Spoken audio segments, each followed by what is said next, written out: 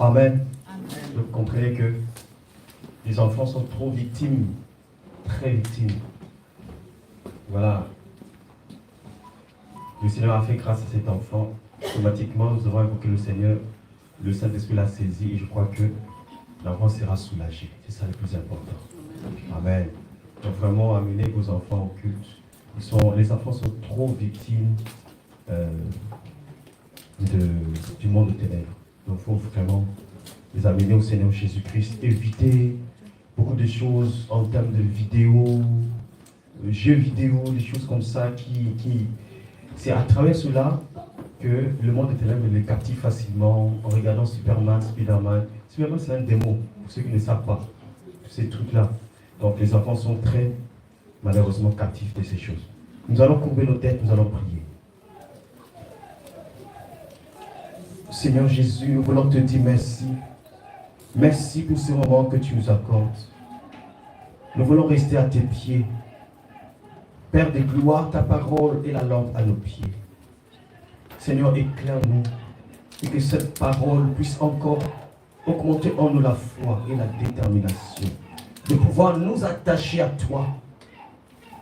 Que la gloire, l'honneur te reviennent. Nous déclarons que ce moment est solennel et sacré. Nous frappons d'épée et de tonnerre du Saint-Esprit. Tout esprit qui a été chargé pour détruire la teneur de cette parole dans les oreilles de tes enfants. Partout que se trouve, Seigneur, nous relâchons des milliards d'épées invisibles pour détruire leurs actions au nom de Jésus. Que ce lieu soit embrasé par ton feu. Que ce moment soit solennel. Et quiconque écoutera ta parole, même à distance, soit restauré. Dans le nom de Jésus-Christ de Nazareth, nous avons prié. Amen. Amen. Tu peux acclamer le Seigneur Jésus. Alléluia. Gloire au Seigneur.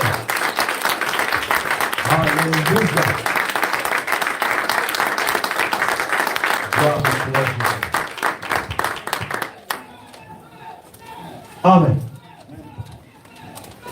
Le thème d'aujourd'hui, nous allons parler de la postérité d'Abraham.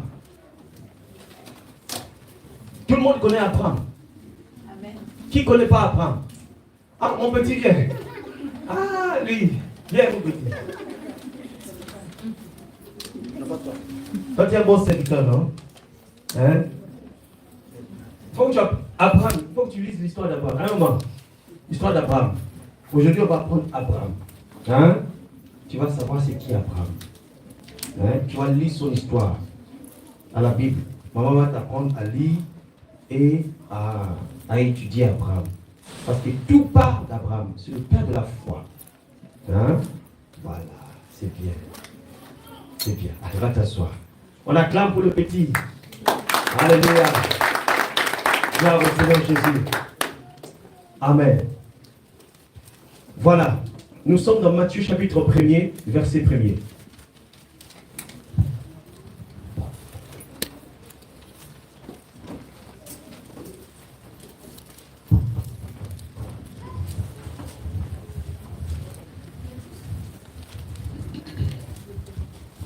Nous sommes tous, Matthieu, c'est au Nouveau Testament, nous y sommes. Amen. Nous allons lire la parole de Dieu. Je lis la parole du Seigneur avec un grand respect. La généalogie de Jésus-Christ, fils de David, fils d'Abraham. Amen. Amen.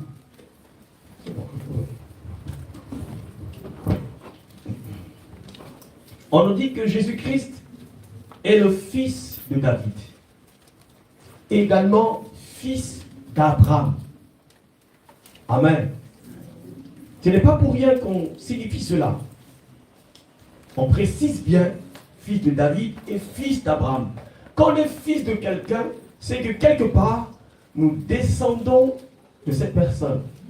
Il y a une espèce d'héritage venant d'Abraham. D'abord Abraham et puis David. Parce que c'est Abraham qui est l'ancêtre de David. Amen. Jésus-Christ, si on va d'une façon, on peut dire décroissante ou croissante, en arrière. On commence par David et on va à Abraham. Jésus-Christ est fils de David, après fils d'Abraham. Mais Abraham est avant David. C'est pour dire que Jésus-Christ tire un héritage clair d'Abraham et de David. Tu es fils de ton père. Tu es héritier de ton père. Tu as un héritage venant de ton père. Nous le certifions lorsque nous regardons, bien aimé dans le Seigneur, dans Galates chapitre 3, verset 29. Abraham a un rôle important. On voit pourquoi les Écritures pointent sur Abraham. Galates chapitre 3, verset 29. Pour ceux qui nous suivent en ligne, que le Seigneur vous bénisse et vous fortifie. Nous sommes dans Galates chapitre 3, verset 29. Je lis la parole du Seigneur avec un grand respect. Amen. Et si vous êtes à Christ, vous êtes donc la postérité d'Abraham, héritier selon la promesse. Ah! Donc, dis-toi une chose. Quand tu es au Seigneur Jésus-Christ de Nazareth, tu es... Je vais remettre le micro. Tu es la postérité d'Abraham. Tu descends d'Abraham. Parce que la foi vient d'Abraham, le père de la foi. Alléluia. Tu es la postérité d'Abraham.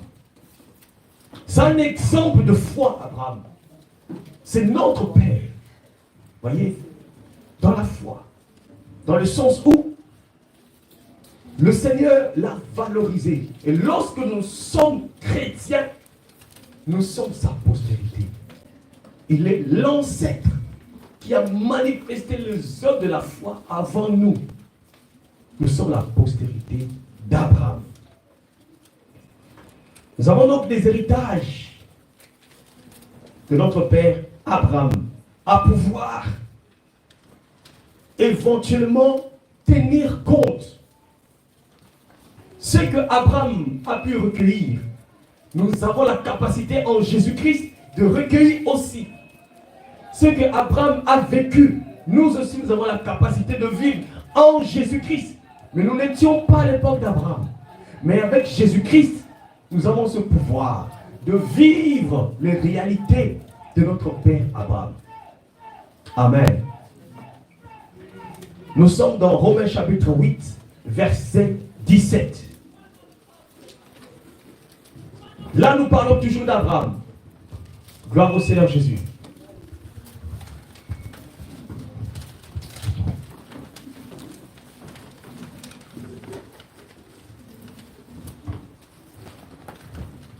Je lis la parole du Seigneur avec un grand respect. Or, si nous sommes enfants, nous sommes aussi héritiers, héritiers de Dieu et co-héritiers de Christ. Si toutefois nous souffrons avec lui, afin d'être glorifiés avec lui. Amen. Ça confirme encore. Comme Jésus-Christ descend d'Abraham, nous sommes co-héritiers avec Jésus. Parce que lui tire son héritage d'Abraham. C'est pourquoi on l'appelle fils d'Abraham. Alléluia. Nous sommes co-héritiers avec Christ. Et nous participons aussi à cet héritage que lui, il a eu d'Abraham. Gloire au Seigneur. Abraham comme étant le père dans la foi. Alléluia.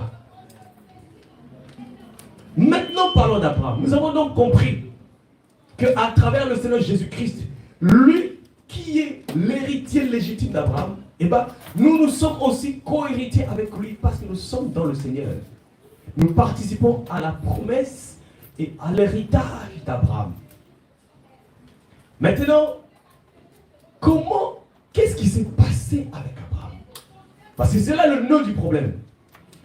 Il y a beaucoup de choses qui sont passées. Il y a beaucoup d'héritages qu'on peut tirer d'Abraham. Ça, c'est vrai. Mais moi, je veux épingler juste une partie. Et je pense que c'est cette partie qu'on va traiter aujourd'hui. Peut-être les autres parties, ce sera une prochaine fois. Mais pour aujourd'hui, nous allons traiter une partie qui sera très importante. Et nous allons retenir cela pour notre vécu sur la terre. Nous sommes dans Genèse chapitre 12, verset 1er. Voilà, nous commençons maintenant notre prédication. Nous avons compris que les bases sont posées. Nous sommes héritiers de la promesse par Jésus-Christ. Promesse d'Abraham. Par Jésus-Christ, nous sommes héritiers. Nous Nous sommes postérité d'Abraham. Maintenant, qu'est-ce que Abraham a vécu pour que nous puissions aussi vivre la même chose et posséder les mêmes réalités? C'est ça la question.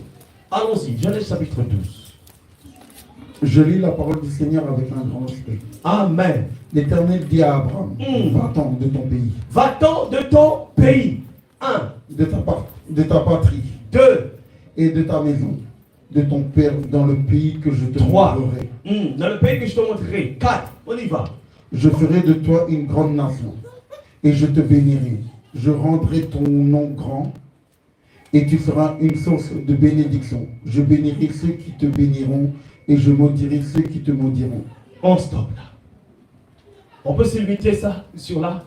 Il y a eu tellement de promesses qui ont été faites à Abraham, tellement de réalités sur la vie d'Abraham, qu'on peut y passer des mois et des mois pour éventuellement, comment dire, les méditer et voir combien ces choses peuvent aller jusqu'à nous et peuvent aussi être notre propre héritage. Rappelez-vous une fois, merci à Dieu. Rappelez-nous une fois, le Seigneur Jésus-Christ va quelque part, il dit, allons-y, nous allons libérer cette femme, elle est aussi fille d'Abraham. Voyez, c'est-à-dire que en ayant l'héritage d'Abraham, nous avons des promesses qui sont attachées à nous. En étant au Seigneur Jésus-Christ, il y a des promesses qui sont attachées. Mais, je te signale, il ne faut pas venir au Seigneur pour dire, je reçois le Seigneur Jésus-Christ, et tu t'arrêtes là. Non. La réception du Seigneur Jésus-Christ est le départ d'un processus. C'est un processus que tu viens de commencer. En gros, tu as ouvert une porte pour commencer maintenant les choses. C'est un point de départ. C'est comme si tu vas travailler chez Air France. Pour que tu commences à travailler, signe d'abord le contrat. Va d'abord voir le DG, vous signez. Maintenant, tu commences à entreprendre le service. Tu commences à faire des choses qui vont te promouvoir. Tu ne peux pas travailler pour le Seigneur sans avoir signé le contrat avec lui. Le contrat qu'on signe avec le Seigneur Jésus-Christ, c'est d'abord le recevoir dans son cœur. Ça, c'est la première chose. Quand tu le reçois, tu lui laisses maintenant l'opportunité de pouvoir travailler en toi. Et toi, il fait de toi un travail, il fait en toi un travail. Et maintenant, vous cheminez ensemble. C'est un cheminement. Tu deviens maintenant son ouvrier. Tu deviens son travailleur. Tu ne peux pas commencer à travailler pour le Seigneur Jésus-Christ en ayant donné des dons à gauche, à droite, dans des pays comme tu veux. Tu n'as jamais rencontré lui-même. Tu fais pour du beurre. Tu meurs, tu vas en enfer. Tu n'as jamais rencontré les boss, mais tu bosses pour lui. Comment on appelle les gens qui font des dons là? Margaret, c'est quoi? Maria, c'est quoi? Il y a un nom là comme. Croix rouge ou. Mère Teresa. Il y a quelqu'un, merci. Tu es Mère Teresa. C'est-à-dire que toi, Jésus même, tu ne l'as pas encore rencontré. Mais tu fais tellement du bien. Rencontre d'abord le boss. Parle avec lui, signe le contrat. Quand tu signes, et là, tu commences à procéder avec lui. Alléluia. Ce ne sont pas nos actions qui vont être créditées. Malheureusement, c'est que ce n'est pas chez les musulmans en fait. Et ils croient qu'avec les bonnes actions, c'est ça qui va être compté. Tu vas aller aussi en enfer. Non, ça n'a rien à voir. Tout part d'abord du contrat avec le Seigneur Jésus-Christ. Sans lui, ne parle même pas du bien, du mal. Non, c'est lui d'abord. C'est la première étape. Alléluia. Nous devons d'abord, pour hériter les promesses d'Abraham, il faut d'abord être en Christ, recevoir le Seigneur Jésus-Christ. Maintenant, le Seigneur dit à Abraham, quitte ton pays. Quitte ton pays. Ton pays, tu dois le quitter. Alléluia. Vous savez que le pays d'Abraham, c'était Ur. pour le lecteur des Écritures. C'était Ur. Ur en Chaldée. Ur. Lorsque vous regardez dans Wikipédia ou dans différents dictionnaires bibliques, on vous dira que Ur, c'est une ville du sud de la Babylone, cité de Chaldéens, centre d'adoration de la lune, demeure du père d'Abraham et point de départ de la migration d'Abraham vers la Mésopotamie et Cana. Donc Abraham, il a quitté Ur. Dans ces lieux-là, on adorait la lune. Alléluia. La première des choses que le Seigneur te demande, lorsque tu veux faire un parcours avec lui, le point de départ, tu vas quitter ton pays.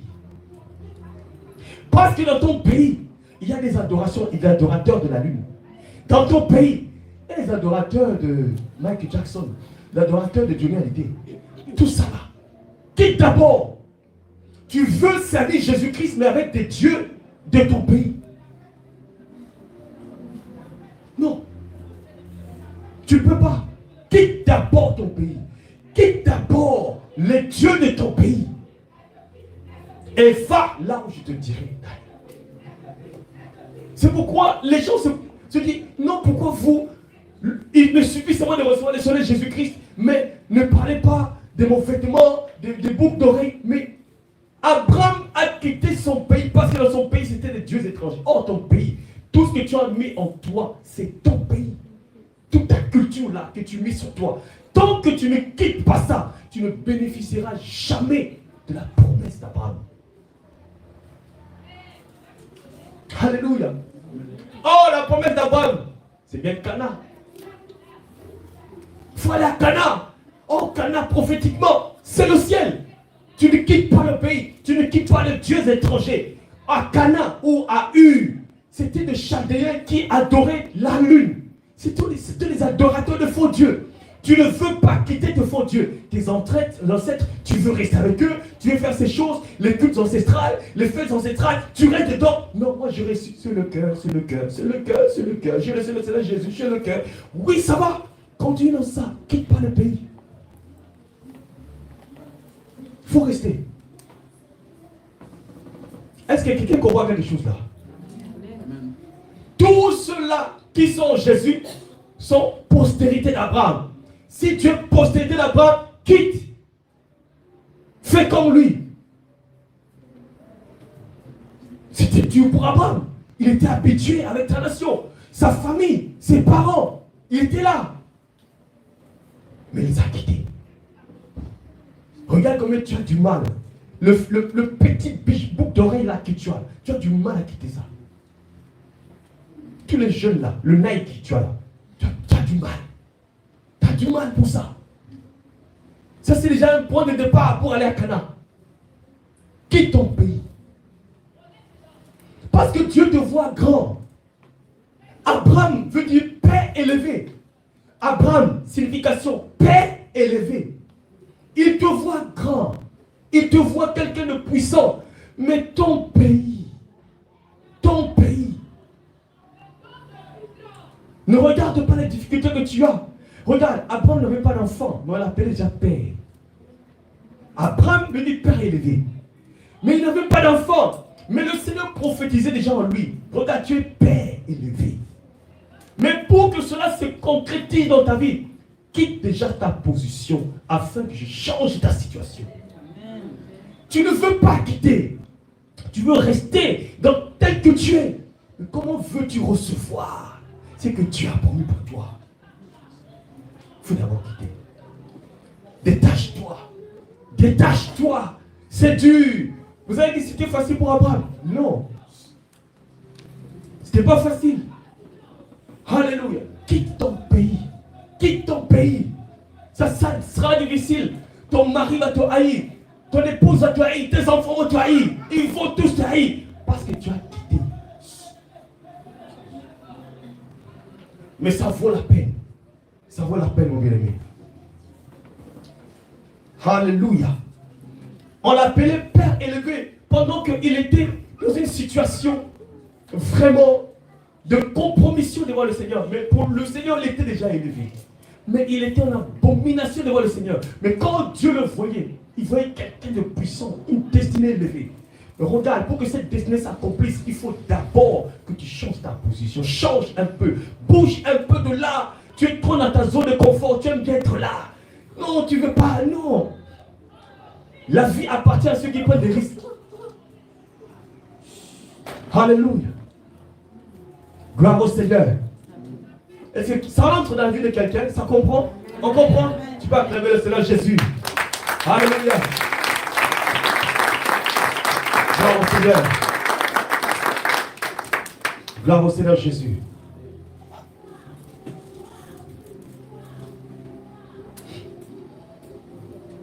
Donc nous avons compris que il devait quitter son pays. Et on dit, il faut quitter ta patrie. Il faut quitter ta patrie. Dans la patrie, une patrie, c'est l'ensemble des personnes qui ont un peu la même culture, la même manière de faire. Quand tu es togolais, quitte un peu ta façon d'être togolais.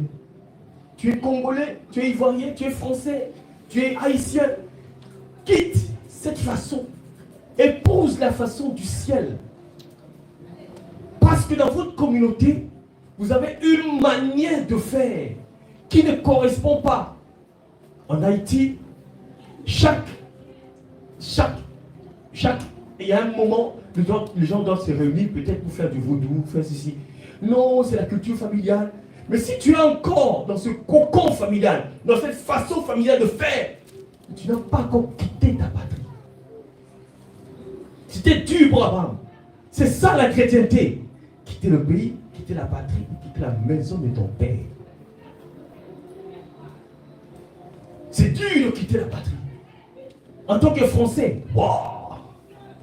Un Français, un bon Français a ses habitudes. Un bon vin avant de manger. C'est une culture française. Le breton, c'est comme ça, non? Hein, l'apéro? Un bon apéro. Ça, c'est la culture française. Maintenant, on te demande, quitte ta patrie. Viens maintenant à Cana. Or, dans la maison de Dieu, il n'y a pas d'apéro.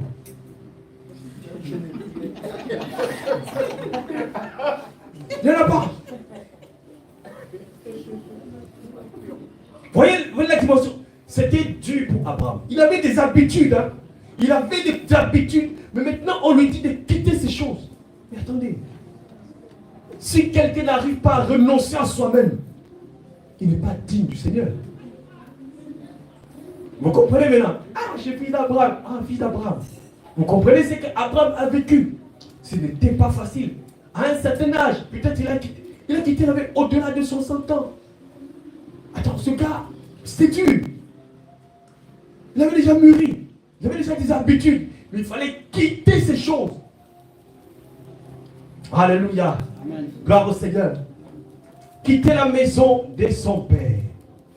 Le Seigneur savait qu'il fallait qu'il quitte la maison de son père. Parce que son père s'appelait Térak. Pour le lecteur de la Bible, il s'appelait Térak. Or, quand tu regardes Térak, la signification de Térak, ça veut dire halte, délai, retard, stop. En gros, limitation.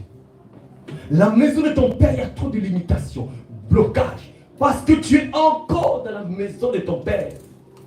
Tu es encore dans ton village. Tu es encore dans les habitudes de ta maison, de ta tribu, de ta nation. Blocage. Tant que tu n'acceptes pas que le Seigneur lui-même fasse le travail de te sortir de là, regarde, c'est pourquoi les choses ne peuvent pas évoluer. Tu es trop attaché à ta famille plus qu'à Jésus.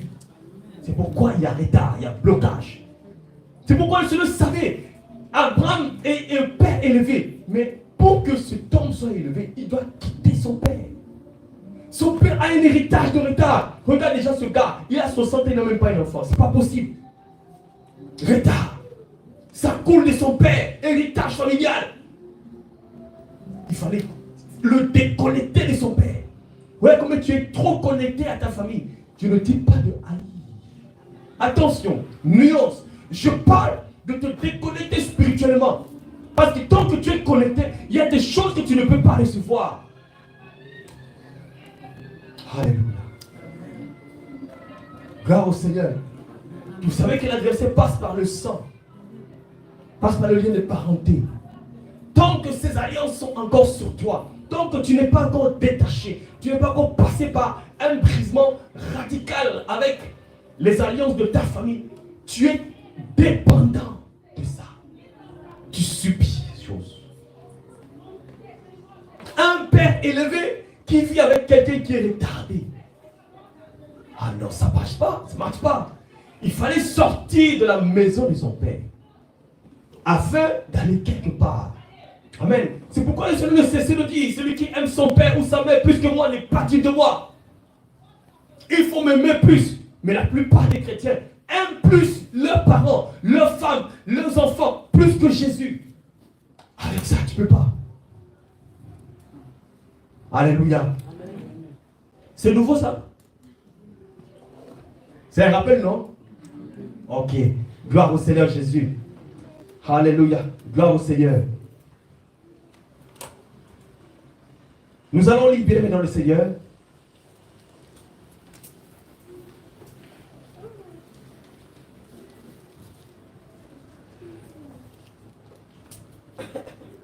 Avant de lire, Abraham devait se déplacer pour aller à Charan.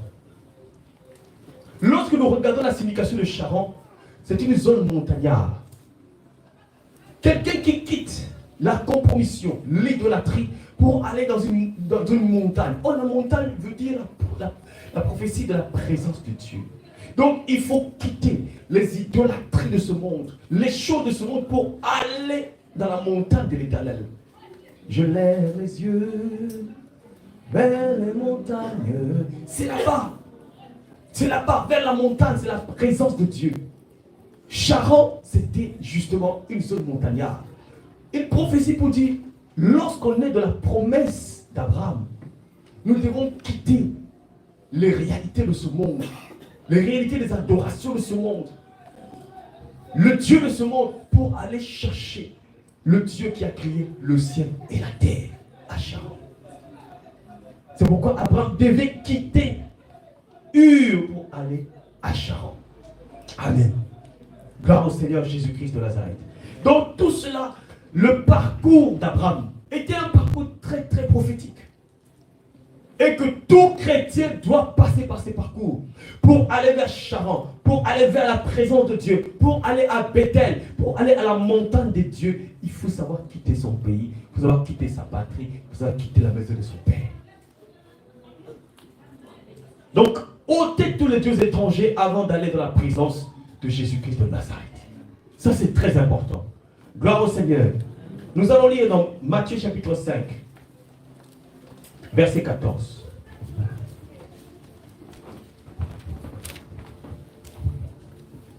Oui. Matthieu 15. Matthieu 5, verset 14. Matthieu 5, verset 14. Je lis la parole du Seigneur avec un grand respect. Amen. Vous êtes la lumière du monde. Une ville située sur une montagne ne peut être cachée. Amen. C'est pourquoi le Seigneur nous comparait à une montagne. Parce qu'un chrétien doit quitter les choses de ce monde. Oh, les choses de ce monde, c'est une bassesse. Les choses qui ne servent à rien. Pour aller à Charan, pour aller vers une zone montagnarde, monter à la montagne. Vous êtes à la montagne. Un chrétien se trouve à la montagne. Abraham, père élevé, tu ne peux pas te retrouver dans des choses en adorant les dieux de ce monde, en adorant la lune. Tu dois aller dans une zone de montagne. Tu dois monter un peu plus haut. Un chrétien doit monter. Un chrétien doit monter. Comme Abraham. Nous sommes de la postérité d'Abraham. Nous devons faire comme Abraham. Mais il y a une chose. J'attire l'attention à quelqu'un. Abraham, lors de son parcours pour aller à Charan, là où le Seigneur a voulu qu'il aille, il a eu la réalité de Lot. Lot était là. Alléluia. Lot était là.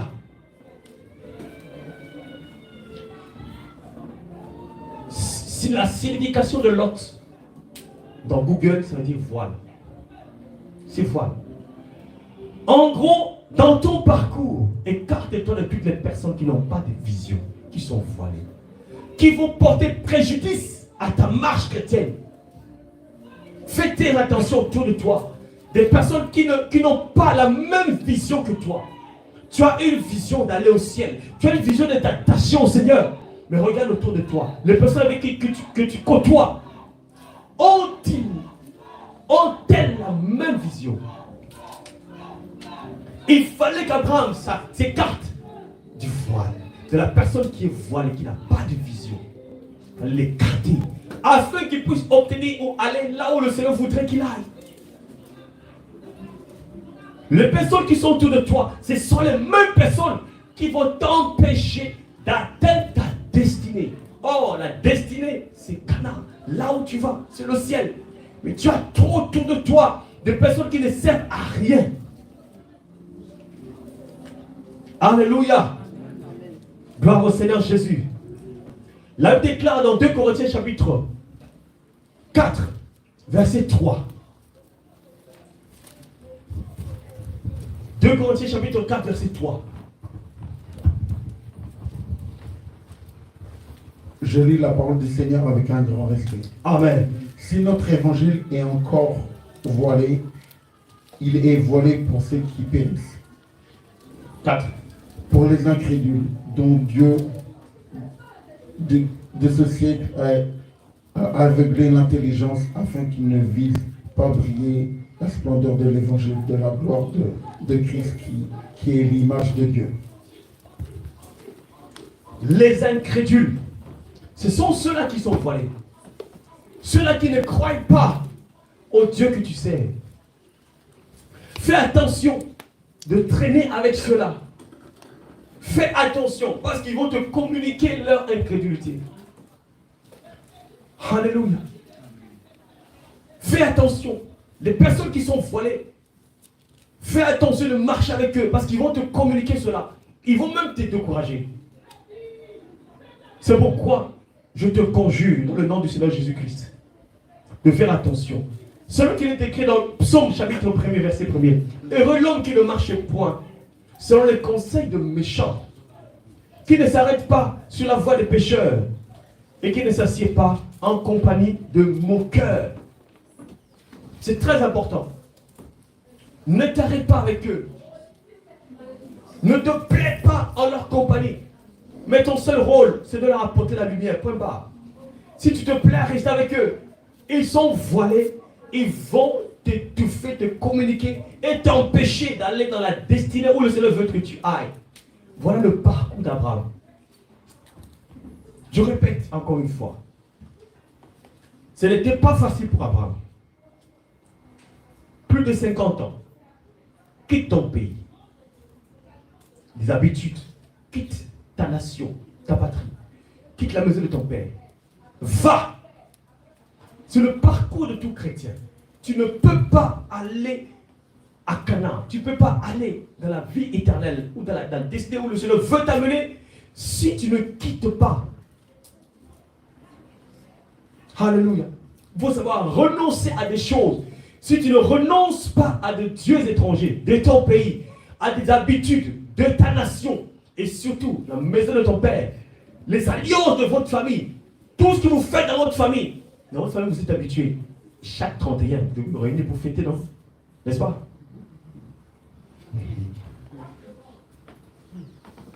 Pendant que le 31 c'est la Saint-Sylvestre.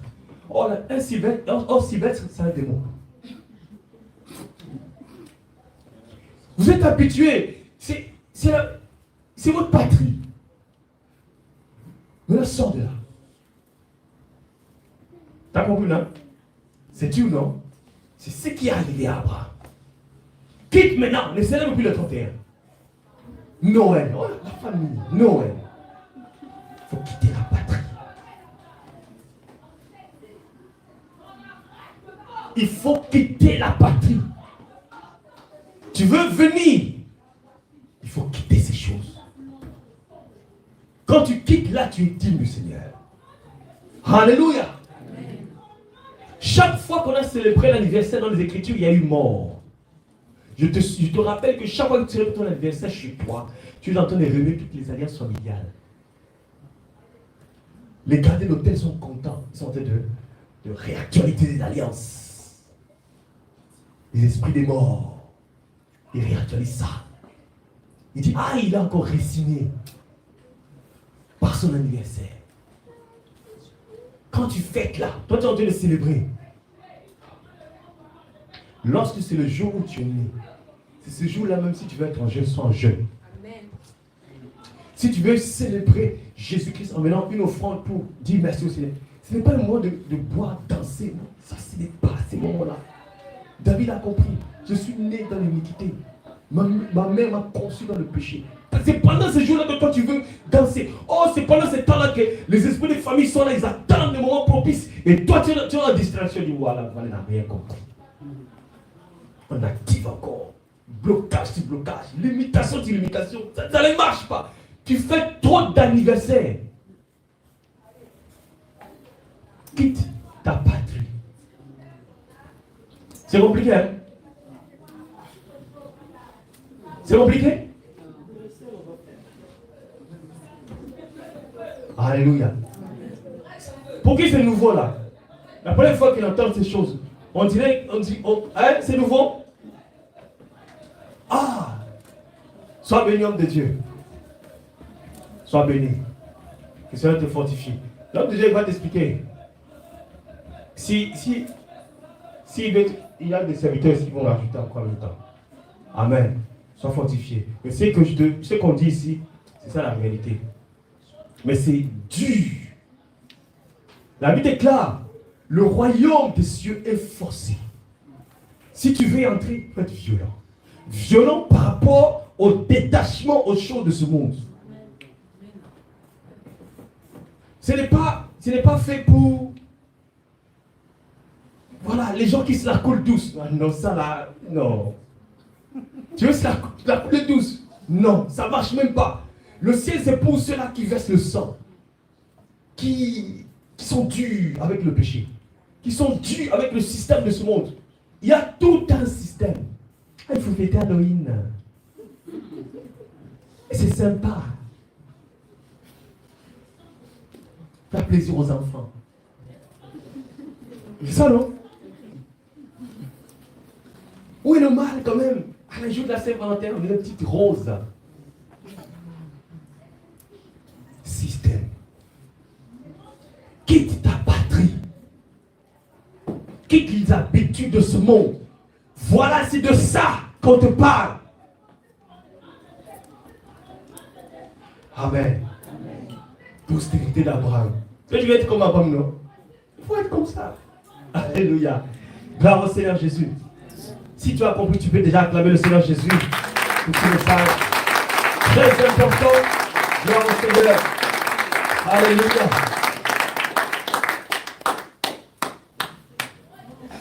C'est pourquoi le Seigneur Jésus-Christ, lorsqu'il a appris la souffrance d'Israël, dans Exode chapitre 3, verset 6, il dit, je suis le Dieu de ton père, le Dieu d'Abraham, le Dieu d'Isaac et le Dieu de Jacob.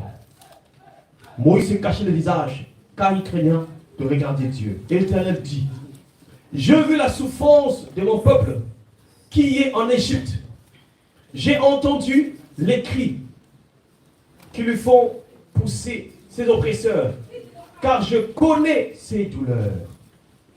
Je suis descendu pour délivrer de la main des Égyptiens, pour le faire monter dans le pays, un bon pays, un vaste pays. Il descend pour le faire monter. L'Éternel des armées, il vient te chercher là où tu es, il descend pour te faire monter. Il est descendu prendre Abraham pour le faire monter à Charan.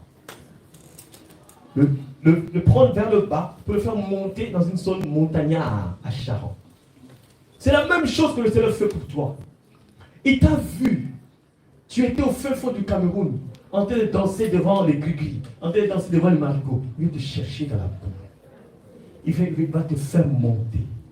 C'est ça l'œuvre de la croix pour que tu deviennes postérité d'Abraham. Comme Abraham, ça a été. Il a fait sortir de son pays, de sa nation, pour le faire monter. C'est comme ça que le Seigneur a fait pour toi. Alléluia. Tu ne peux pas être postérité d'Abraham sans avoir accompli cette montée. Tu dois monter. Il faut monter. Il faut donc quitter. Il faut être à la montagne. Il faut quitter la vallée. Il faut quitter. Tu es trop en bas. Tu es trop dans le superficiel. Les choses de ce monde. Les choses de ce monde ne permettront pas que tu puisses, n'est-ce pas, vivre les réalités d'Abraham. Gloire au Seigneur Jésus. Nous avons compris pour Abraham. Le Seigneur dira encore, il est fils de David. Or, quand on parle de David, on parle de la royauté. Il était roi, David. En tant que roi, nous sommes appelés à régner. Nous sommes appelés à vivre des grandes choses. Il y a un pouvoir que nous disposons en tant que roi. N'est-ce pas qu'il est écrit dans Apocalypse chapitre 1er, verset 5.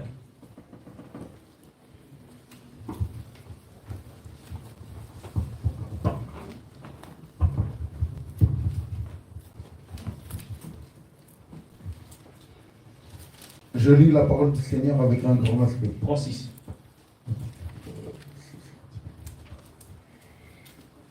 Et qui a fait de nous un royaume, des sacrificateurs pour Dieu, son Père. À lui soit la gloire, la puissance, au siècle des siècles. Amen. Amen. Il a fait de nous un royaume des sacrificateurs. Alléluia. Nous sommes dans un royaume. Nous sommes tous dans un royaume. Nous avons donc un pouvoir que le Seigneur nous a donné. En tant que sacrificateurs pour Dieu. Nous sommes des princes et des princesses. Pour la gloire du Seigneur Jésus. Nous représentons le règne de Jésus-Christ sur la terre. Chaque fois nous disons que ton règne vienne. Parce qu'éventuellement, nous sommes la postérité là-bas. Nous héritons aussi du règne. Comme la Bible dit, son règne n'aura pas de fin. Alléluia. Nous héritons aussi de ce règne avec Christ. Avec Christ, nous régnons avec lui. Nous régnons tous sur toutes les dominations, sur toutes les principautés, même sur toutes les puissances du monde de ténèbres. Nous régnons sur eux. Nous avons un pouvoir sur eux. Il ne faut pas l'ignorer. C'est cette dimension-là qu'il ne faut pas ignorer. Très important. Il ne faut donc pas craindre, quels que soient les différents enchantements, la sorcellerie autour de toi. Sache que tu as le pouvoir avec le Seigneur Jésus-Christ de Nazareth. Jésus-Christ était fils de David, qui est la prophétie du royaume et du règne. Toi aussi, chaque fois que tu es en Jésus-Christ, le règne de Dieu vient dans ta maison. Le règne de Jésus-Christ vient en toi. Le pouvoir du royaume des cieux vient en toi. Le monde de ténèbres ne peut pas t'inquiéter sur quoi que ce soit. Il ne faut même pas craindre. Quel que soit ce qu'ils peuvent faire, il faut avoir la confiance en l'Éternel. Alléluia. C'est pourquoi la parole de Dieu dira pour terminer, dans Jean chapitre 1er, verset 11, verset 12 plutôt.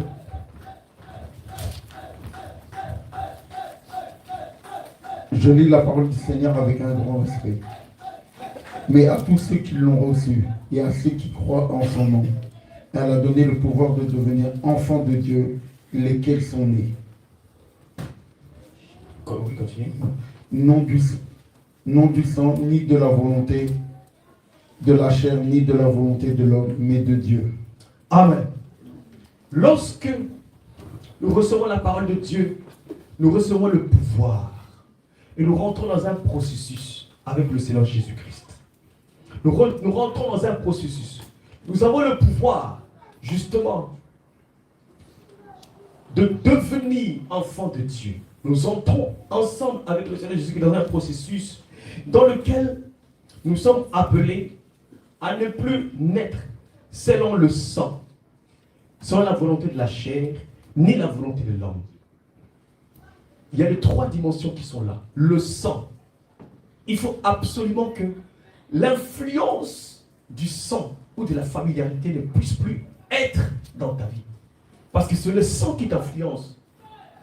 La volonté de l'homme autour de toi, ta famille autour de toi, ne plus t'influencer. Le dit de la famille, tu ne plus influencé par les propos de la famille, mais ce qui t'influence, c'est la parole de Dieu. Ce ne sont pas les hommes. Ce n'est pas la volonté de l'homme que tu es, mais le Seigneur Jésus-Christ. Ce n'est pas la volonté de Jésus-Christ que tu fais les choses. Ce n'est pas la voix du Seigneur. Ce n'est pas la volonté de la chair. Tu ne fais pas les choses charnellement pour faire plaisir à quelqu'un. Ce n'est pas un homme qui te guide. Ce n'est pas un homme qui t'oriente. Mais le Seigneur peut utiliser un homme pour te donner une orientation. Mais ce n'est pas l'homme qui doit t'orienter. Maintenant, tu es focalisé en l'Éternel, notre Dieu. Amen. Gloire au Seigneur. Le sang ne peut plus commencer à te téléguider. Si aujourd'hui tu devais faire le choix entre le sang, entre la réalité de ta famille, la réalité de ton frère ou de ta soeur avec Jésus-Christ, le choix est clair, c'est Jésus-Christ. Tu n'es plus influencé par quoi que ce soit. Mais les intérêts du ciel, c'est ça qui t'influence. Voilà c'est à quoi le Seigneur nous appelle. En tant que postérité d'Abraham. En tant que fils de Dieu. C'est très important. Amen. Tu peux acclamer le Seigneur Jésus-Christ. Alléluia. Tu peux acclamer le Seigneur Jésus-Christ. Alléluia. Pour ce message que tu as reçu aujourd'hui. Amen. Gloire au Seigneur Jésus. Alors tu vas répéter après moi. Seigneur Jésus, je te dis merci. Car j'ai compris que je dois quitter, que je dois sortir de la réalité de ce monde et te servir. Seigneur, aide-moi par ton esprit. Après avoir entendu ta parole, fais-moi grâce afin que je puisse accomplir ta volonté. Je ne veux plus être influencé par le sang, par les œuvres charnelles, par les hommes, mais que ta parole puisse m'assister. Ouvre mes oreilles, ouvre mes yeux, que mon cœur s'attache à toi. Dans le nom de Jésus-Christ, nous avons prié. Amen. Tu peux acclamer le Seigneur Jésus. Alléluia. Amen. Je t'invite à t'asseoir dans le nom du Seigneur Jésus. Amen.